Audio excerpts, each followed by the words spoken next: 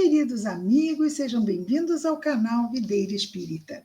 Meu nome é Cristina Brito e este é o programa Projeto 15 Minutos, o Céu e o Inferno. E aqui, diariamente, estudamos por mais ou menos 15 minutos o quarto livro da codificação espírita, realizada por Allan Kardec, O Céu e o Inferno. Estamos atualmente na segunda e última parte do livro, que trata dos exemplos. E no seu capítulo 2, onde Kardec vai trazer testemunhos dos espíritos felizes, é o título do capítulo. Os espíritos felizes, aqueles que viveram bem e por isso mesmo morreram igualmente bem, indo, por assim dizer, para bons locais da espiritualidade compatíveis com a sua pureza de espírito. Não de todos puros, não de todo puros, é claro, mas já em estados bastante avançados de moralidade, não é? Então vamos ver hoje o caso do Dr. Demer. Dr. Demer. Isso. Dr. Demer. Demer. Ok. E Kardec vai nos dizer que ele foi morto em Albi, Tarn, o local. Albi, que fica em Tarn. Não sei onde é. Em 25 de janeiro de 1865. E Kardec, o local é de só menos importância, né? Então, o Dr. Demer morreu em janeiro de 1865. Olha, o exato ano do lançamento deste livro, O Céu e o Inferno. Então, mas foi logo no início, não é? Em janeiro. A primeira, ele morreu em janeiro. Aqui nós temos, primeiramente, Kardec vai nos fazer uma pequena biografia do Dr. Demer, ok? E depois, então, vai vir uma primeira comunicação dele. Vejamos, então, o que nos diz Kardec. O senhor Demer era um médico homeopata muito distinguido em Albi, essa localidade.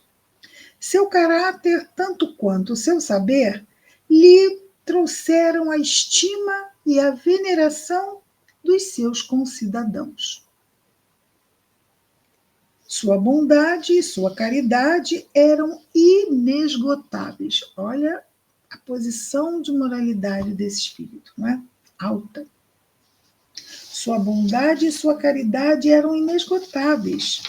E apesar de sua avançada idade, nenhuma fadiga sentia quando se tratava de ir cuidar de pobres enfermos. O preço de suas visitas era a menor de suas preocupações. Ele se considerava menos incomodado pelo infeliz do que por aquele que sabia poder pagar. Então, vejamos. Incomodava menos, Dr. Demer, o sofredor que não podia lhe pagar, do que muitas vezes o que podia. Ele se considerava menos incomodado pelo infeliz. Exato. Por quê?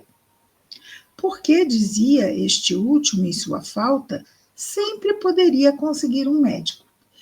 Ou seja, o que podia pagar a ele ou a outro qualquer. Já o que não podia pagar, se não fosse atendido por ele, que saberia ser caridoso, a quem recorreria, não é? Ao primeiro, ao desvalido, não só dava os remédios gratuitamente, mas frequentemente deixava com que prover as suas necessidades materiais, o que às vezes é mais útil do que medicamentos. Comida, não é? Pode-se dizer que ele era o Curadas da medicina. O Curadas é um outro espírito da codificação, um religioso. Um cura é um religioso. Então, ele seria um nobre espírito caridoso, mas não na religião e sim na medicina. E faz nos lembrar muito quem? O Dr. Bezerra de Menezes, que era exatamente assim. Era capaz de tirar, como tirou muitas vezes, o anel de formatura, tudo que ele tivesse para ajudar os desvalidos, ele assim fazia. Então, ele não só atendia de graça quem não podia pagar, enfim, eram muitos, e ajudava na medicação, ajudava no que podia, no que podia. E muitas vezes deixava de levar para casa, mas não deixava um desvalido sem a sua ajuda de alguma forma. Esse é o nosso doutor Bezerra de Menezes. Continua aqui a Kardec a descrever o doutor Demer. O senhor Demer, não é Demer que fala, porque eu teria que fechar mais esse som, mas eu não vou fechar porque não vai sair bom. O senhor Demer, eu peço perdão pela péssima fala do nome. O senhor Demer abraçara com ardor a doutrina espírita, ou seja, ele encarnado era espírita, na qual encontrou a chave dos mais graves problemas existenciais, assim como nós, não é? Quem somos, de onde viemos, o que viemos fazer aqui, para onde vamos quando sairmos daqui. Isto nos traz a doutrina espírita, não é? Dos quais, em vão, pedir a solução à ciência e a todas as filosofias. Então, ele não encontrou nem na ciência, nem na filosofia humana, aqui de nós encarnados, as respostas às suas questões, e encontrou-as na doutrina espírita. Seu espírito profundo e investigador fez-lhe imediatamente compreender toda a sua importância e também a importância da doutrina espírita, e também foi um dos seus mais zelosos propagadores. Então, ele ajudou a divulgar a doutrina espírita. Relações de viva e mútua simpatia se estabeleceram entre eles e nós por correspondência. Então, ele se comunicava com quem? Com Allan Kardec por cartas. Soubemos de sua morte no dia 30 de janeiro. Ele não fala o ano, por quê? Porque é exatamente o ano em que Kardec está escrevendo isto para o livro, não é? Soubemos de sua morte no dia 30 de janeiro, perdão, e o nosso primeiro pensamento foi de conversar com ele. Eis a comunicação que nos deu no mesmo dia. Eis-me, agora já é o senhor Demer falando.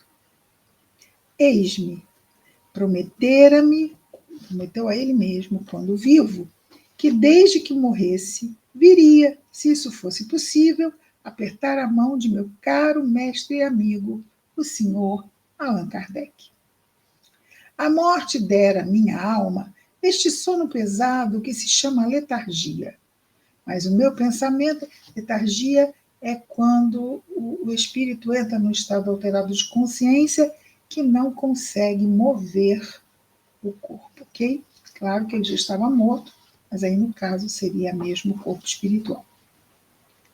Mas meu pensamento estava desperto, então ele não conseguia se mover, mas o pensamento estava desperto. Sacudia esse torpor funesto que prolonga a perturbação que se segue à morte. Despertei e de um salto fiz a viagem. O quanto sou feliz! Não sou mais velho, nem sou mais enfermo. O meu corpo não é senão um disfarce imposto. Ou seja, ele ainda se apresenta velho, mas é só um disfarce imposto. Para quê? Para ser reconhecido. Por quê? Porque existiam médiuns videntes também, não é? Para confirmar a sua autenticidade. Sou jovem e belo, belo dessa eterna juventude dos espíritos, dos quais as rugas jamais pregueiam o rosto, ou seja, dão preguinhas, né? As rugas. Cujos cabelos não branqueiam pela duração do tempo. Sou leve como o pássaro que atravessa com voo rápido o horizonte do vosso céu nebuloso. Nebuloso. E eu admiro, eu contemplo, eu bendigo, eu amo eu me inclino, átomo diante, quer dizer, pequenino, diante da grandeza, da sabedoria, da ciência de nosso Criador, diante das maravilhas que me cercam. Humildade. Sou um átomo, pequenino. Estou feliz, estou na glória. Oh, quem poderá traduzir as esplêndidas belezas da terra dos eleitos? Porque está nas instâncias felizes, não é? Os céus, os mundos, os sóis, o seu papel no grande concurso da harmonia universal. Quem poderá traduzir essas belezas?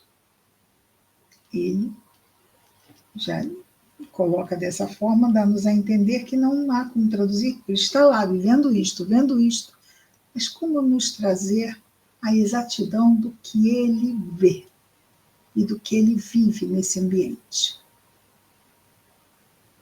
Quando chegarmos no nosso momento de estarmos nessas instâncias, entenderemos o que ele diz. Pois bem, diz o Senhor Demer, pois bem, eu tentarei, ó meu Senhor, vou fazer-lhe um estudo, virei depor, ó, está querendo mesmo enfrentar esse desafio de buscar trazer o melhor possível dentro das suas limitações, não é? Ou melhor, não das suas, mas das nossas limitações, em conseguir trazer à nossa mente a sua descrição, mas ele aceitou esse desafio, podemos dizer, que ele impõe a ele mesmo. Pois bem, eu tentarei trazer essa descrição, ó meu Senhor. Vou fazer-lhe um estudo, virei depor junto a vós a homenagem de meus trabalhos de espírito que vos dedico ao adiantamento. Adiantamento do quê? Da divulgação da verdade, né? Da divulgação das realidades do espírito imortal. Esse é o adiantamento desse esclarecimento. E ele diz, até breve. Agora, Kardec vai trazer outras duas comunicações que nós não veremos hoje, que o nosso tempo está acabando. Então, vamos ficar por aqui hoje, com esta primeira comunicação do Sr. Demer, que era médico, e amanhã continuamos com o nosso projeto 15 Minutos, o Céu e o Inferno. Até lá, muita paz a todos.